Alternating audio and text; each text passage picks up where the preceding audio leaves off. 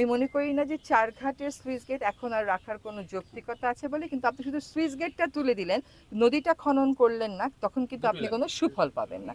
2026 সালের ডিসেম্বরে যেহেতু একটা চুক্তি আছে এবং এই চুক্তির অধীনে কিন্তু একটা টেকনিক্যাল কমিটি দুই দেশের মিলে মাঠ পর্যায়ে প্রতিনিয়তই তথ্য উপাত্ত নিচ্ছে।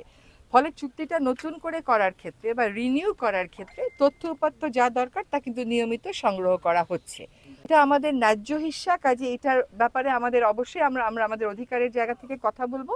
আমরা সমস্ত কাগজপত্র সবকিছু তৈরি করাই হচ্ছে, নিয়মিত করা হবে। এই ইটভাটার জন্য আর নির্মাণ কাজের জন্য বালু তোলে আর পাহাড় কাটে আর কৃষি জমির উপরের ভাগ কেটে নিয়ে চলে যায়। কৃষক রাতে ঘুমিয়ে পড়ে, সকালে উঠে দেখে তার জমির মাটি নেই। এইরকম ভয়ঙ্কর অবস্থায় আমরা চলে গেছি। এই ভয়ঙ্কর অনিয়মগুলো অনেক দিন জমা হয়েছে, এখন একদম চরম পর্যায়ে পৌঁছে গেছে। এই বছর যে কটা বালুমহল ইজারা দেয়া হয়েছে তার বিপরীতে সরকার 250 কোটি টাকাও পুরা পায় নাই।